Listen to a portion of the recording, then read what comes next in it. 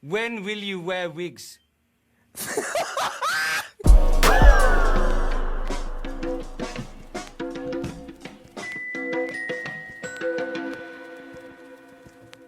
Hello, welcome to another episode of Somewhere Between a Film and TV podcast. We're your hosts. I am Daniel Parr. And I'm Erwin.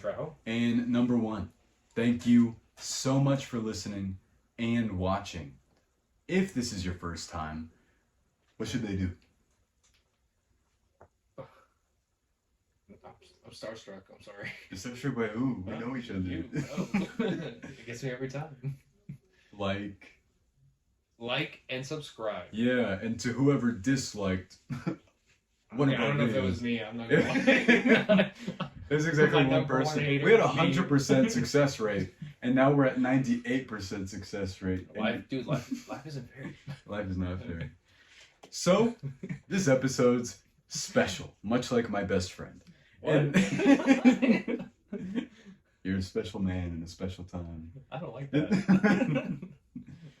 I'm a good man in a cruel world. Have you seen those memes? I was wondering where you kept getting that from. Yeah, because I was this is so funny. Well, because it's like, I'm a good man, or it's like your friend comes up to you, and it's like his schlong is on the table, and he goes, "You're a good man in a cruel world." That reminds me of this one meme I send all the time, where it was like the weight of the burden of having a huge penis, and it's like, it's just like an animal or something. No, it's this like guy that's being dragged by chains in this huge ball, and he's walking with his head down, and he looks really sad. Well, he has some like fantasy-esque like imagery. I love those. Like in Lord of the Rings.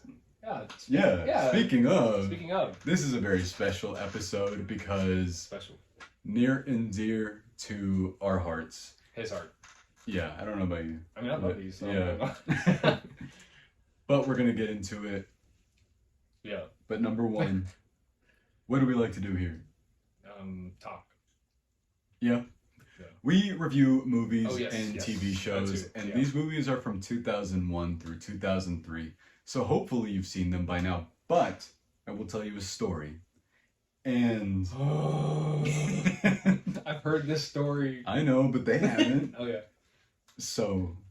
Okay, wait. What's the story? No, hang on. Let me get through this, and then we can do it. No, but what's the story? Hang on. You're gonna tell it? Yeah. Oh, well, that's what I'm asking. But after we're done, because they don't know what the show is yet. Oh, okay. We like to get off topic, and Clearly. Eventually, we'll circle back around. So, imagine you go to the movie theater, your friend tells you he's going to watch Return of the King with you and then doesn't. And whoa, what? That almost went over my head. What? You're going to want to talk about it with absolutely nobody when you walk out. And then it's almost midnight. All those friends I'm always introducing in this, you know who it was? No one. It was this... You always leave the theater and you want to talk about it with your friends and you're like, damn, I didn't have anybody this time. You never have anybody. Yeah, I do. You sometimes. Then again, we don't talk about the movie, but what are we gonna? Yeah, it's like right after we leave the theater, we're like, we look at each other, we're like, like, so what did you think about this thing that happened earlier? Yeah. You're like, oh, I didn't know this person was gonna be in it. Yeah. That's all we can say. Like, I don't know what else to say. And you're like, I want to talk about it so bad. Yeah. Because then, I don't know. But here, I will preface this by saying if you haven't seen these, do yourself a favor and watch them. And watch the extended editions. But it's also pretty cool to get the theatrical experience and then see what they add. Because we talk about our opinions on special editions and extras and everything like that. And I'm sure we'll get into that conversation again. But the way we're going to do this is a trilogy, but I don't think we're going to review them one by one, because this as a whole is just one gigantic movie, I would say. I would say yes. But I want to ask Erwin, because I know how this went for you in high school. Yes. What was your familiarity with these before you'd seen them? When did you see them? And how did you see them? I knew about Gollum. And I knew about Gandalf through the You Shall Not Pass. Okay, like those memes of it. Yeah. And I remember, like, when those movies came out and everything, I just remembered, like, certain scenes happening. Like, I guess more so, like, just those iconic scenes. And I would see that all the time. But I, like, have never seen them before. And so I remember, like, I just pushed them off for the longest time just because I knew how long they were. Yeah. And it wasn't until like the Hobbit Back movies were coming out. in 2012. Yes. Yeah. And so when the Hobbit movies were coming out, I was like, well, I've never seen the Hobbit. And then I remember you telling me too that the Hobbit is a prequel, in a sense, a prequel To Lord. this, yeah. And so I was like, oh, cool. Then I'll just watch all the Hobbit movies first, and then I'll watch Lord of the Rings right after. I remember it was an interesting thought experiment because had I given them all to you, or I think the Hobbit ones, yes. And I remember Lord of the Rings. I don't know if I had it or it was just like on some streaming service. Yeah. But yeah, I just watched all the Hobbit movies, and I remember everyone having mixed feelings about the Hobbit. Movies. Yeah, but I liked them. Yeah. I liked them a lot. But I think it's because of the world around it. Yeah. Where I'm like, oh, cool, and I love fantasy stuff. Because this was your introduction to this world in the first place, to Middle Earth and everything. Yes. So even like some of the more overtly fan servicey stuff in that movie, I guess wouldn't have even come off that way to you because they're just like and of course like I would watch it back again. There and Back Again. Oh wait, I said it wrong. No, that's the name of the Hobbit. The Hobbit, There and Back Again. It is. That's the full title. Yeah. Oh. They even showed Return of the King. Didn't you watch that today? I must have like slipped my mind. The Hobbit, There and Back Again.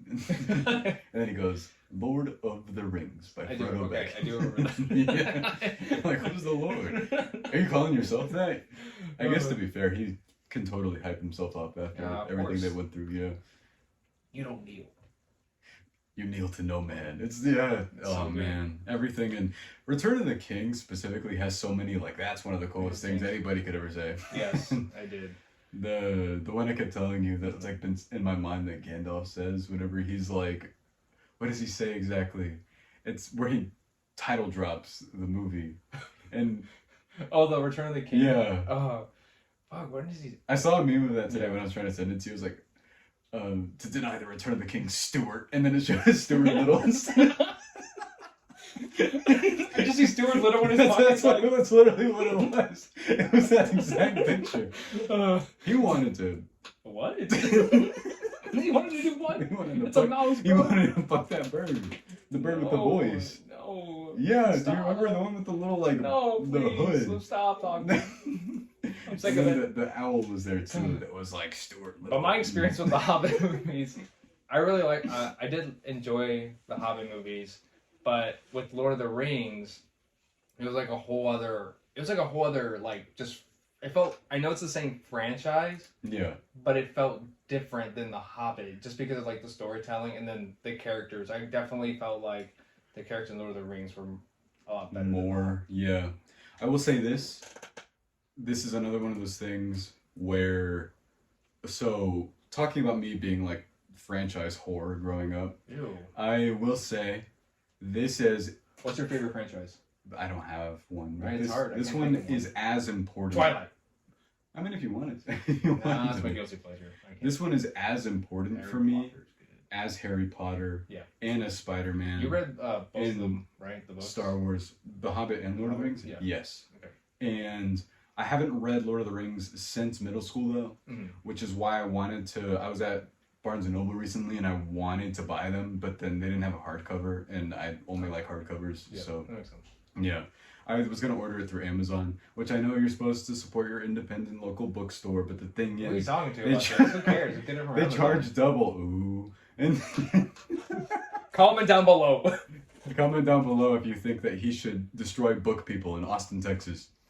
It's really nice. Have you been there?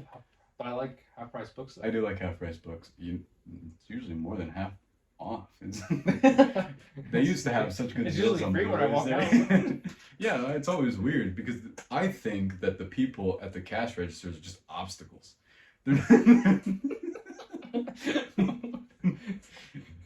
Turn a new page. Oh. And no, not on your laptop.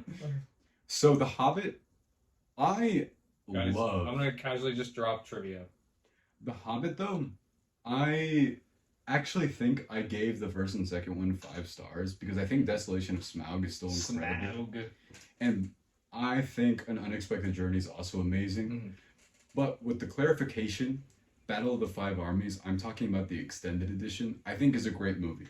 But it's because I don't know why they did that with Battle of the Five Armies because there's a lot of economy in terms of storytelling in the original Lord of the Rings where they don't edit stuff for time. Mm-hmm. And the stuff that they did here is different from the director's cuts in that Peter Jackson himself chose, he was like, I want to have a more accessible theatrical experience compared to the extended, which is going to be for the people that want that additional everything. Mm-hmm. And this was your first time watching the extended editions, yes. right? I want to ask you what you thought of those in a second, but I really love The Hobbit. I think that the first two in particular are really great, actually, but the thing is... Oh, so you're not gonna, like, I'm not gonna ask... I'm getting to it. Okay, like... I think nothing touches this original trilogy. Like, nothing at all. Watching them all again in the past couple weeks, it's still impossible. They hold up, and I want to ask you... Wait, you're wearing a Rolling Stones shirt? Uh-huh. What are your favorite songs? Let's see. There's actually... Oh, damn! We got him! We got him, guys. Shelter. And you don't even know. I could make up a name. Yeah, and I'm you'd like, be oh, yeah, that makes sense. Yeah, guys, I don't know Rolling Stones. and Weezer. I don't know Weezer. I was prepped for the old men that were gonna do that are like, what? These darn kids wearing their Nirvana shirts and like. What did you think watching these for the first time? The extended editions? Yeah. Honestly, I don't know. Really? It's just because I haven't seen Lord of the Rings.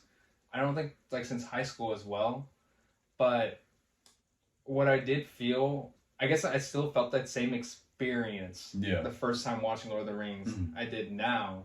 It just felt like the world itself just got bigger. Yeah. And I just felt more grounded and connected with the characters. And I would honestly love to see the theatrical cut. Oh yeah. Just because I just want to see the differences between it. They're kind of a miracle because the ability to cut like over an hour of footage and still be able to tell a movie, like a proper story that's in the top like 10 on IMDb and still like make it feel as if nothing was left out. Like I know Zack Snyder suffers from that.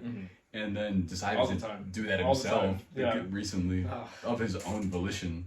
But I kind of hate extended editions or just like, special editions and everything. It's like, if just release the movie you want to release. Yeah. Type of thing. I will say for this, it makes sense to me. I think that, I know we differ opinion on extended editions a little bit, but these, I guess it makes sense to not have an over 4-hour movie in theaters because with this, the storytelling is different. There's over an hour of stuff, but the thing is, I told you that the first time I ever saw these, it felt like watching these movies for the first time. So growing up, what my sister and I used to do is my sister really loves Harry Potter. Didn't she introduce you to R-rated movies? Yeah, we talked about that. Yeah. And she really loves Lord of the Rings. Yes. And I mean, who hates Lord of the Rings? What we used to... I don't know. Wait, no. I know someone. Oh. We used to follow this Instagram account way back when in high school. Is the Hulk guy? Yeah. Oh I don't think he's around anymore, but I remember it was this Instagram account that would review movies, and I remember after the third viewing of a movie, he would say, I don't know, it was a little bit predictable. Oh yeah, he said that with Guardians. As if the movie was going to change. Yeah, and he got the score got lower and lower each time he watched it. And I was like, his hot take on these, I remember reading, he said that this trilogy contains 3 of the most boring movies ever made. Oh, I can't even imagine saying that. Like, and he said that the action scenes were dull, and that they were stale, and that they weren't... The makeup in this movie is insane. So, I love that so here's much. something ridiculous about these, is that outside of 3 or 4 shots occasionally in each of them, these movies still look amazing. Yeah. It's kind of ridiculous. Over 20 years, insane. Yeah. And there's all of this, I don't know if you've seen the behind the scenes documentaries and the makings of these. No, I want to though. There's parts of me that want to, because I've always kept it for like a special day, because I've always wanted to have something I still hadn't seen yet from them, because we're recording and it's late. Is that special enough? That's special. Oh. Yeah. Okay, continue. Okay. But the documentaries for these, there's one particular mind-blowing shot to me, because I saw Return of the King theatrically the other day, again. I was able to see... But you saw the extended edition. Yeah. Yeah. But a theatrical release, not the actual... Oh, but the extended edition. Not the 3.5-hour version, but the 4.5-hour version. Yeah. And it was awesome. This was the second time I got to do this, because the theater where I lived in San Marcos, had the Trilogy running for a while, and I got to see them with my two close friends, Aaron and Dakota, and that was super cool. But here, same thing. They still hold up, but there's one shot in particular. I don't know how they did this because Minas Tirith, the like in the third one, looks real. Like that looks like a real location, a real place. Mm-hmm. It still looks insane. Where did they film these again? New Zealand. New Zealand, yeah. Because you can still visit the Shire and everything, and I've wanted to go because they kept everything in pristine condition still. Because these are like all real sets. Yeah. And there's a shot of when Gandalf and Pippin arrive, where he like runs upwards on his horse through the entirety of the city. Mm-hmm. I don't know how they did that. I still don't know how they did that because I like have this kind of thing in my brain where I try and want to see if anything's dated or if anything looks older than usual. Like me going to see the original trilogy for Star Wars lately. I mean, obviously, but then some of the prop ships still look like modern day shots, which is really impressive. But there's some stuff in here that still... There was a video that trended recently, because we talk about this all the time, where this still sets the bar for what blockbusters should be. But I think that these are untouchable in kind of a way. What do you think? Yeah, I mean, still, well, I don't know what else. I can't even imagine them trying to like remake these movies anytime soon. Like I just don't see it whatsoever. But it's just because it's not just like the story and like the characters, but also the actors in it too. No, there's a magic with their chemistry. Yeah, I don't know what. Like every character or like an actor too, like they just stand out. Yeah. And not just like with Ian McKellen and even what like the others. I don't want to say side characters. They didn't feel like they're all Two main Towers, characters, right? Yeah. Like in Two Towers, like with the father that gets I forget his That's name. added. The stuff with Boromir, that flashback, that's new. Yeah, that's the new one, but not with Boromir. Carl Urban, that in the second one, and then he dies, and the dad's like, that guy, him, you know what I mean, like stuff like that, where I felt like I don't know why I'm saying he's like really good, and I can't remember his name. I will say someone I thought was awesome, like because I hadn't seen these in a few years. The last time I watched these, thoughts on Liv Taylor? Liv Tyler? Oh my bad. Tyler. Why are you looking at me like that? You have a depraved look in your head. You're an elf in these.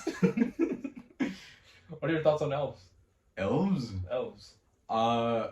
So you know how whenever people say that I don't want to be associated with somebody saying that they don't like a particular type of show because of a certain reason or because of like, I don't want to be affiliated with the reason why you don't like that show, but I dislike that show for a different reason. Okay. I don't love Rings of Power. Okay. But I stopped apparently when it got interesting. So I don't have full input on that. But that, again, was sort of an indication to me that the magic of these is so contained within this trilogy. I think The Hobbit finds its own kind of special thing, but it doesn't touch what these are. You are my special. Sorry. From Jujutsu Kaisen? Yeah. Yeah. And I think like every single... You know one battle scene in Return of the King that I still like takes... I think it's breathtaking. I think it's insane. Is whenever Pippin sings that song, and it's intercut with the horses stomping while that dude's like really grossly eating. It's really kind of just insanely well edited and put together, and all the battles. Yeah, like in every single one of these movies, they still hold up. It's just so amazing because I remember whenever we were watching Game of Thrones, and like those battle scenes would happen, of course it's not the same, but it's just they mirror one another. And that's the way it looks. And that one took seasons to do it because they had like a long time to have it built. The only sort of filmmaking techniques I would say are mostly outdated here, and it's mostly in Fellowship of the Ring where this happens, but I wouldn't even say this is bad. It's just that early 2000s slow motion used to be kind of choppy. Oh, yeah. And that's what they do specifically with the orcs in Fellowship, but I think it's to show their indication of their presence every time they show up, because I think that all the designs here, I do think that people might take Lord of the Rings for granted in this day and age, because this is the first time I think I've ever watched these analytically. Like, you know how sometimes people say that they just watch movies for the enjoyment of it? Yes. I have never actually sort of tried to pay attention to the filmmaking techniques in these, because of the simple fact that I grew up with these so much. I just took them like as granted. I'm like, well, these are 3 of the best movies ever made, obviously. So you would say this is your favorite trilogy? Like ever? Yeah. Whoa. Yes. Oh. Because what else is there? Spider-Man 3 is not perfect. And wow, you hate Spider-Man? I love he Spider-Man. hates Spider-Man. I love Spider-Man. What about the SpongeBob SquarePants movies? Have you seen the 3rd one? No, I haven't. It's really good, but it's not. Okay. I love the 1st one. The 2nd one's great. Yeah. Those kind of decrease, but... Damn. Well, okay, so imagine the first SpongeBob movie's 5 stars, okay. The 2nd one's 4 stars, the 3rd one's 4 stars. Oh, okay. Yeah. Oh, well, I love the first. It's still really good. Okay. But yeah, I would say so. Okay. What about you? I don't know. I have to look at all the trilogies.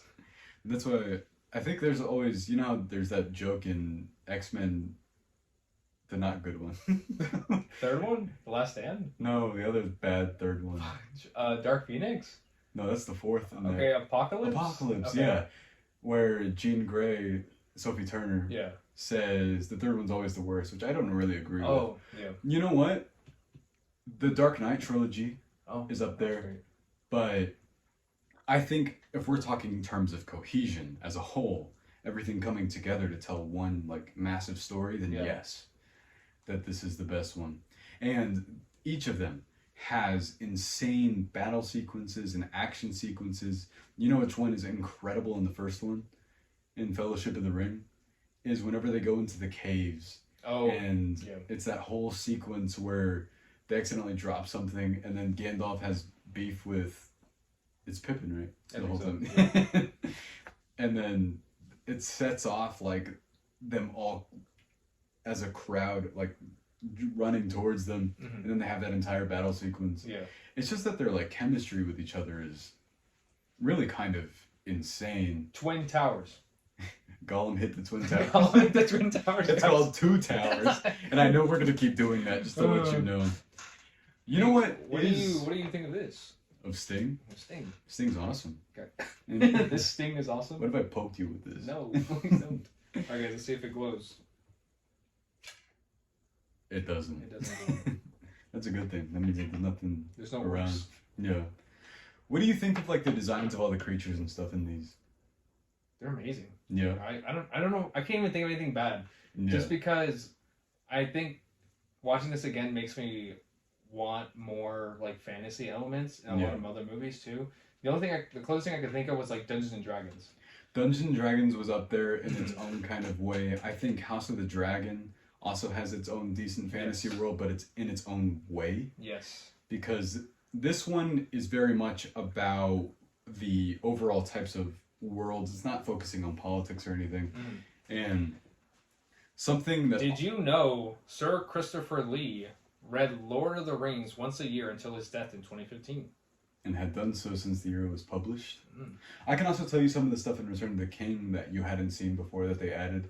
The death of Saruman, where he falls onto the spike in the wheel. Really? It's not in the theatrical edition of it. I have no bad. Sorry. That scene's great too. It is great. Scene. Yeah. I want to ask you... Oh! Wait. What? Wait. He turns back for Frodo. And then he runs. Dude, that entire landscape still...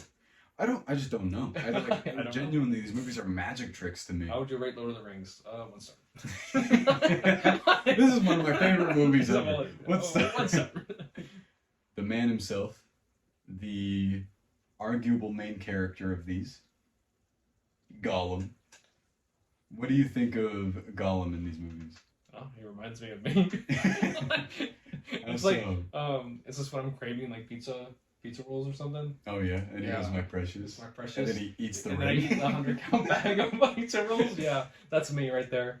I think genuinely at the time, this was absolutely groundbreaking. 11 Oscars. Yeah, Return of the King? That's insane. That broke a record for the most amount of Oscars won, and I still think personally this might be the best movie to ever have won Best Picture.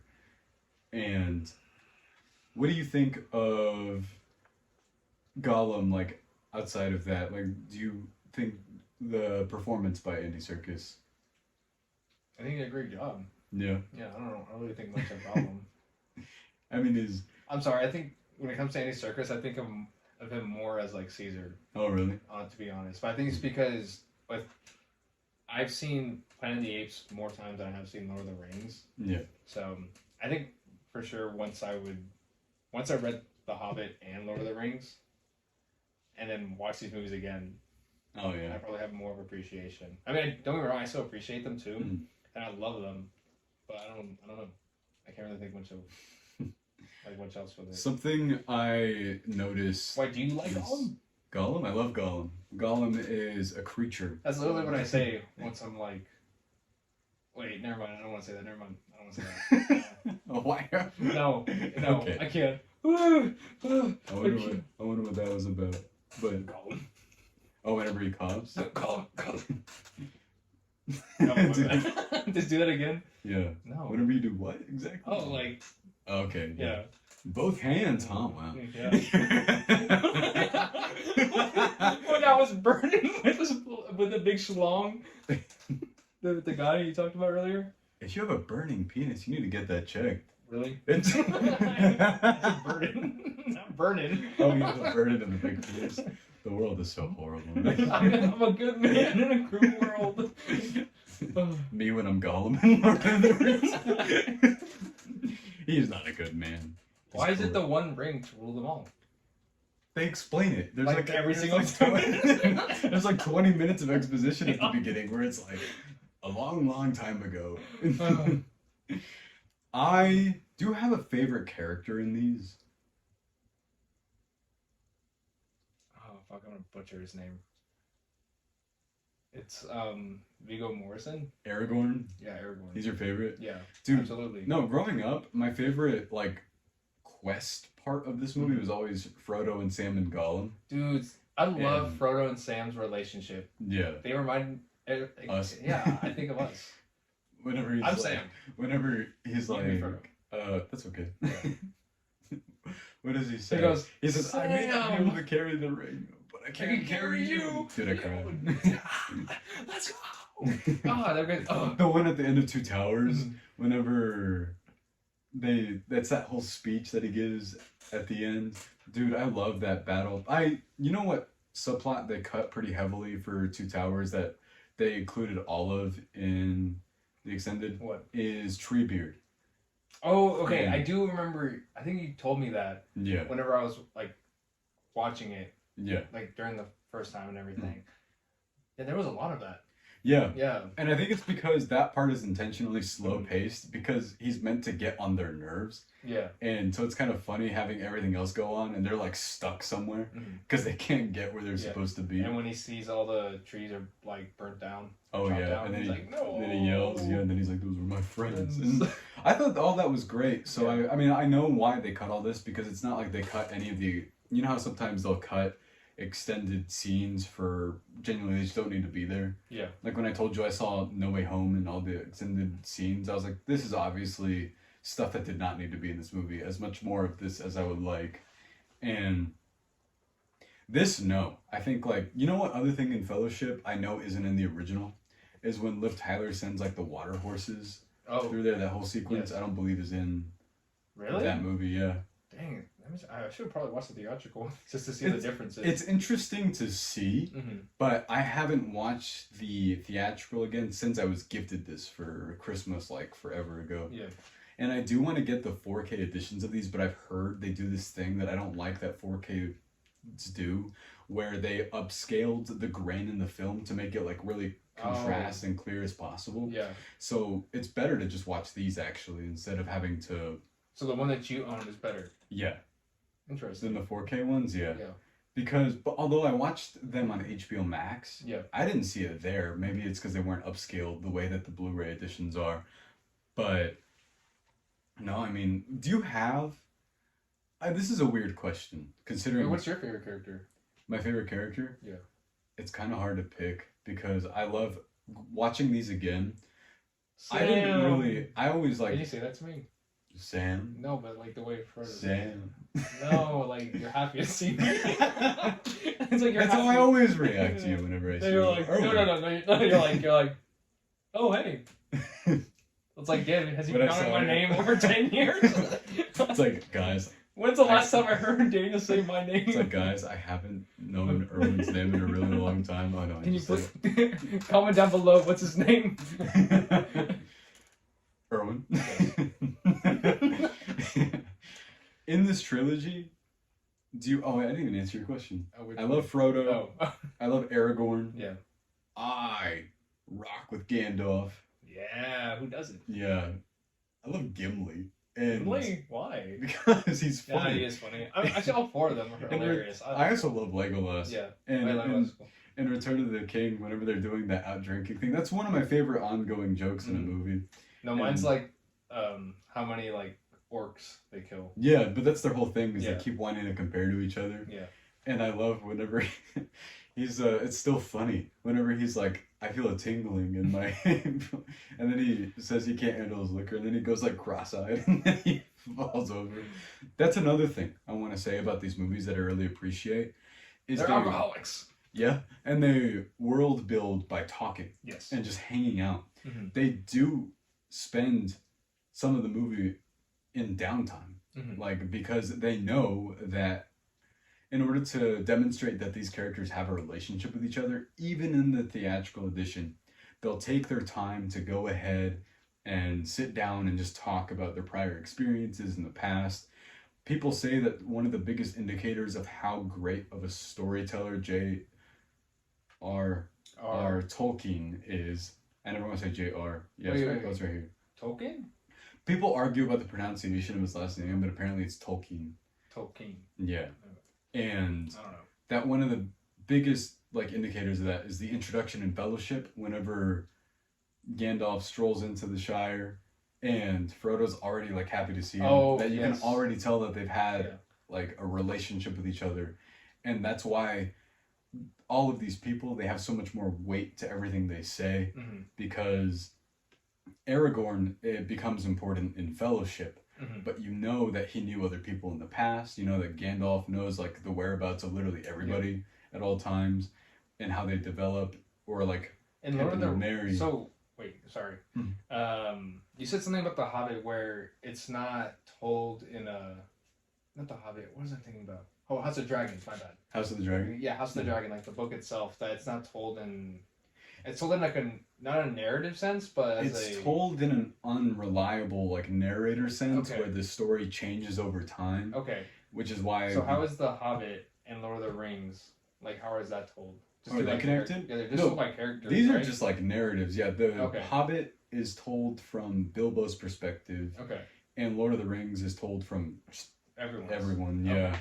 Because what they decided to do here is make the Hobbit more expansive in the movies where you follow Gandalf and here he just kind of disappears and shows back up sometimes. Okay. And he doesn't tell you really what was going on with what he was doing. But there you see him interact with like Radagast the Brown or you see all the stuff that when you read this, you'll be like, oh, they added like entirely new plots into the Hobbit. Okay. To make it more Lord of the Rings-esque, which some people have an issue with because there are such things as Tolkien purists. A bit of an unfortunate thing about this franchise to me is it does have a bit of a Star Wars thing to it now, where some of the fan base is a little like, don't want to really be near, but obviously no one would really have known that because you wouldn't have thought they would have made anything after The Hobbit, but then they started making Rings of Power. Yeah. Which I need to catch up on, and I've heard that like has a great second half. Oh. Okay. Because Sauron is one of the primary main characters in that, and like how he came to be, along with Galadriel, I'm fairly certain. But no, I mean all of the world building in this is insane, and I don't know if you think that this is like the most well thought out world of any of them you've ever seen, or most likely. Yeah. Besides this, like honestly, like Star Wars, I would say this franchise. Yeah, no, Or like Harry Potter too. Harry Potter, yeah. Is up there, and I don't know, I can't think of anyone right now. Twilight. That's just like people in Seattle. In Washington. They have the Volturi, I guess. Yeah. And then their council. And they're like in Italy or something. You know what I like to see? Bad world building and something. That way I'm like, I don't get how any of this works. That sounds hilarious. I would love that. I have a lot of questions about cars, but because why? So in the first doors, one, even though there's no people. No, but but they never open their doors, right? Exactly. Well, actually, I don't know. No, but dude, in the first one, there's little car flies. Flies. Yeah. I haven't seen that movie in forever. But in the third one, there's like a real life lobster walking around on the beach. Why wasn't he a car? Why was that? Real? Wait a minute. So there was a like a alligator. It was what? Lobster. Oh, I did not hear you. I did not hear you whatsoever. I was like, wait, Diego. So there was a car, right? He's like, no, Erwin, I was just talking about pizza. I'm like, oh. I'm like, I'm really hungry right now. Yeah. I relate to the hobbits on a molecular level. Oh, dude. They're always hungry. Yeah, I get it. I get it. One of my favorite jokes in this movie is whenever he's like talking about the elven bread, and whenever there's like, this is enough to fill your stomach for like 11 days or whatever he says, and he goes, how many of those did you eat? And I also like that, this is kind of funny, that you're meant to assume that they are all obsessed with weed, right? Mm-hmm. But Tolkien doesn't like that people think that, and he didn't like that whenever, back in the 60s and 70s, when Lord of the Rings was a big deal, when the books were coming out, because the way that the Lord of the Rings, the original version, was released, is in articles. He would print out a section of the story at a time. Oh, and then it was collected as a novel each time to make 3 of them, which is why it's kind of hard to find anything outside of just the one big. Oh, I see it as a novel. Yeah, the like individual ones. Yeah, but that's why I think they're so adamant in selling the whole trilogy as one. Okay. Because he released that in, I want to say newspaper form, but it was article form, where it used to be this way that they would tell stories by releasing them through there. So you would get a section of it and people were obviously highly anticipating it. But then the group that decided to adopt Lord of the Rings and they thought it was really cool were the hippies of the 60s and 70s. Yeah. And they made a bunch of iconography that was associated with weed in that movement. And since J.R.R. Tolkien and C.S. Lewis were devout Christians and Catholics, he was really mad about that all the time. But there are some really cool pins back from like the 70s that say stuff like vote for Frodo or vote for Gandalf. And that has really cool merch from way back when even. Or it says like Bilbo for president and stuff like that, which is really cool. Yeah, that is cool. I like that. Even in the movies, the way they talk about it, you're like... I mean, the way they act, too, like their mannerisms, like just right after. Yeah. But then again, it's like their characters, and most of the time they're getting drunk, too. So. Like, one of my favorite ones is at the end of Two Towers, when Pippin and Merry are just hanging out on that, and they find all the food under the... Like, the destroyed... Yeah. And then... I like the joke whenever he's like, should we give any of this to Shrieber? He's like, no, dead relative. I think the jokes in this work really well too. That's another important thing is it doesn't feel like genuine comedy, right? It feels like just like this isn't super bad or anything. Yeah, no. The way that they just talk to each other. Yeah. Just feels like they're kind of trying to make each other laugh, but as characters, because it feels like us. Oh yeah. Like characters. We're not real people. You know those VTubers? Or the people that like VTubers? What are VTubers? It's those like Twitch streamers. They have like a heart on for them, where it's like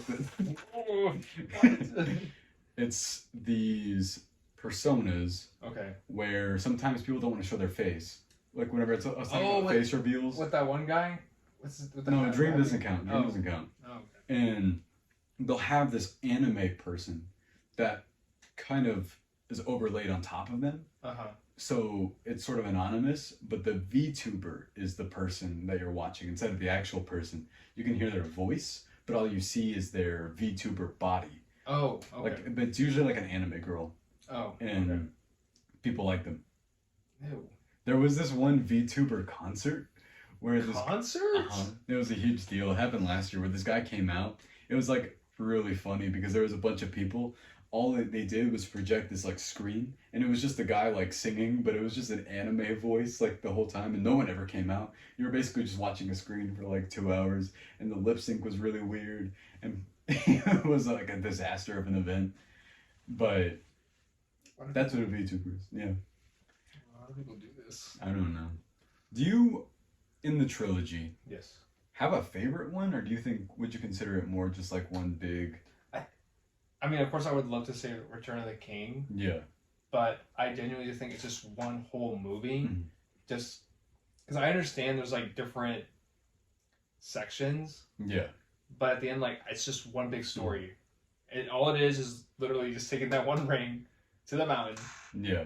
No, and it's kind of crazy what happens in the in between. Like literally the reason this is so connected. The reason why Aragorn even goes to Theoden in the first place is because of Boromir in the first one. And then it just keeps escalating from there. And the moment whenever they light the bush, and then whenever he was... you know who I really loved on this watch through is Theoden. I love everything he does and everything he says. And whenever they say the bush has been lit or whatever he says, and then it's like, then wherever they live. They say it a lot, and I don't even remember. He basically says, then we shall answer. And it's awesome whenever he says that. Remember that one YouTube video that was shown to us in high school? Where... There's a moment in Two Towers. It's like, Isengard. Yeah, no, there's a moment in Two Towers whenever he says, they're taking the hobbits to Isengard. Whenever that happened, when I watched it again, it took me so out of it because it's like, like that scene in Bad Boys where he like gets into the water and they're like, where am I? And it just, you see your friends going, hey, watch this. And you're sitting there going like for 5 minutes. One of our best friends used to repeat this so much. Have you watched the video where the orcs have normal voices? No. He goes, the meat's back on the menu, boys. Oh, that's lame. That's why it's so funny. And he goes, you know how he goes, yeah. Like that's burned into my brain now. But he goes, yeah. No. Dude, I don't know who any of the orc actors are in here, but you know what? Underrated performances, because the movies don't really work without them. No, not at all. And meat's on the menu, boys. It's one of my favorite things ever. But then some people, of course, have to be nitpicky. You're like, do the orcs have restaurants? The orcs not eat salads anymore? Have they ever? No, because they're all like, can you imagine an orc in a restaurant just sitting down like, can I get the That sounds like an animated YouTube video right there.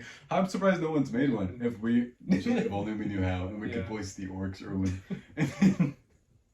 Or is the meat back on the menu, boys? They're like, no, we're out today. And I go, you know how they all grunt? No. I saw a clip from Lord of the Rings, because obviously they're going to be popular again, because if only Fathom, it's like a movie theater, please. I'm like, just someone out there, just have them play all the time.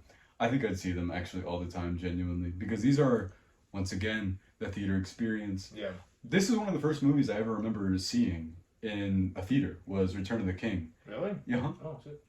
I don't know how I had the patience for it as like a 4-year-old, but I remember these movies kind of, again, you know how we talk about movies that scar you? Mm-hmm. Every single one of these did for me, because Peter Jackson stems from the same way Sam Raimi got his start. It was from like a sort of horror realm, and that's why, I don't know if you noticed that a lot of the camera stuff in this is really creative and really, really unique. There's one in Fellowship that I don't know if you've noticed, where towards the end, that final battle with all the orcs, whenever they're chasing them through the woods, after Boromir kind of betrays them and he's like, oh, my bad, guys, and then he dies.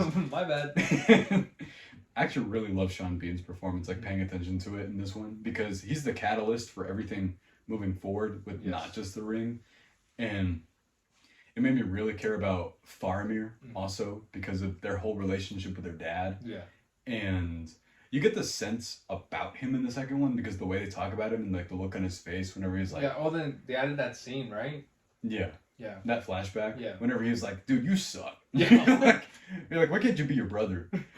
There's literally like a line in the story where he was like, you know, if Boromir would have done this, it would have been done. Yeah. You're like, damn. Like, it would have been like he literally failed. Yeah. But there's this tracking shot in Fellowship where whenever they start running through the forest, there's no cut. It literally goes over the heads of every character through the trees and never cuts. And drones didn't exist at the time, so I don't even know how they managed to like achieve this at that point in time, because they're able to weave like, I think the action in this also, I noticed with the orcs in particular in Return of the King, they have a lot of like this intercutting, which like there's more editing, I would say. The cuts are faster because the orcs are so meant to be barely kept together that the editing reflects that in the same way. That I really like I think, I can't quite remember if the scene is in the theatrical edition, but there's a scene in Return of the King where the orcs are all just like, I love whenever they're all just arguing with each other because he wants the mithril, his shirt, and he's like, that's mine. So how can you say that with a straight, like... Because I was like, that's mine. It's like, it's our birthday and we want it. And then he kills him. That's what, you know, they're making a movie about orcs. No, dude, that'd be awesome. It's just their workplace life. No, they were talking about doing a movie about Gollum's origin. Oh, isn't Andy Serkis directing that? Yeah, but everybody was like, they did this already. Yeah, in the movie. It's in the beginning. Yeah. Like, what else is there to tell? They even have that crazy prosthetic feature. Yes. Where I was paying attention to this. Isn't it crazy? There's a scene, like that scene whenever his makeup dissolves, his eyes literally change into Gollum's whenever that closes and opens. I don't know how they did that. It still looks insane. And I know that he's even more detailed in The Hobbit, but the way that Gollum still moves is really crazy for 2003.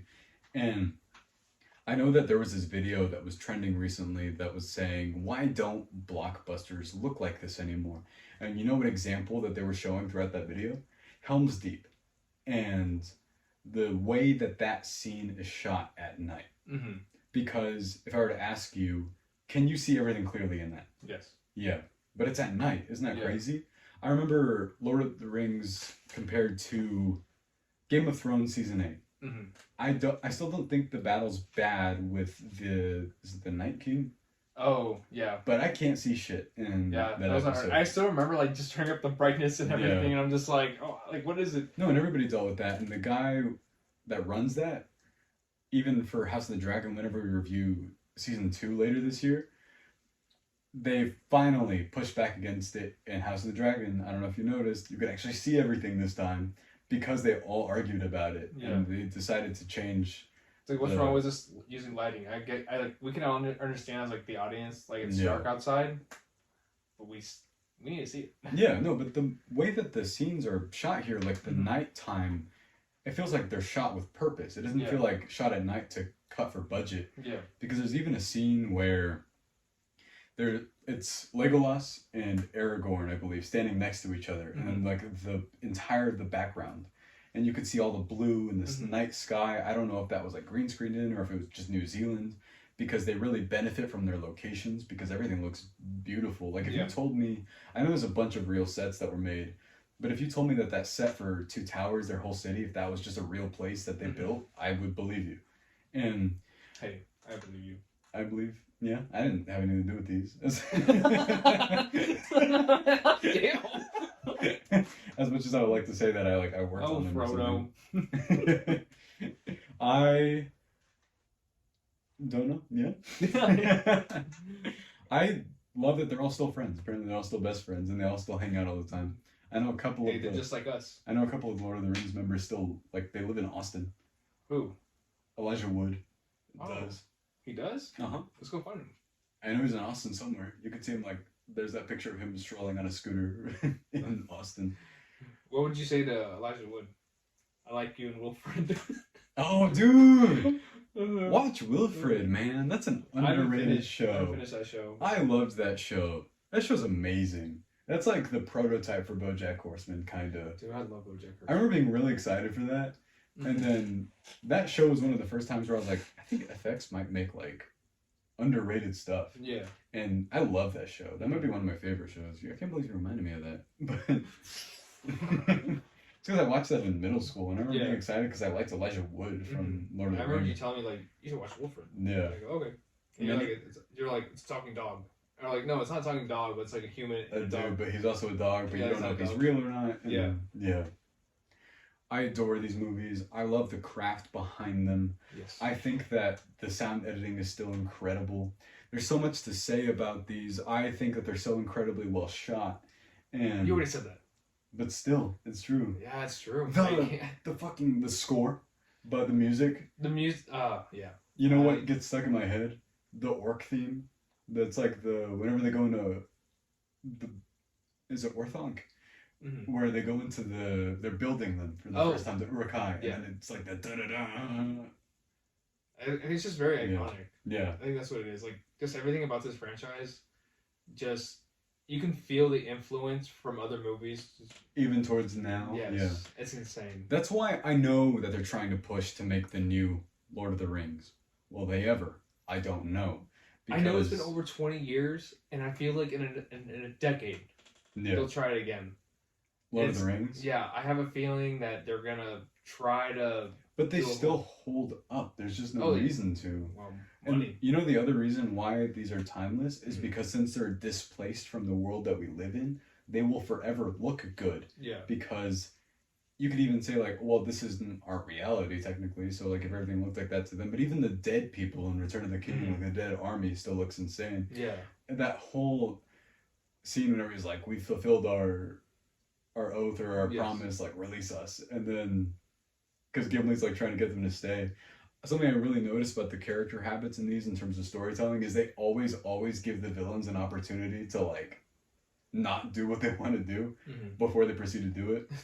Because there's a couple, Saruman does it at the beginning of Return of the King. They're like, you don't gotta do this, and then he's like, spare me your, you know what I'm talking about? And then he proceeds to get pushed off and dies. Yeah. And then later it happens again with the mouth of Sauron, whenever he's like, tell your like boss to back off, and then he's like, no, and then he shows his really sharp teeth, and then he cuts off his head.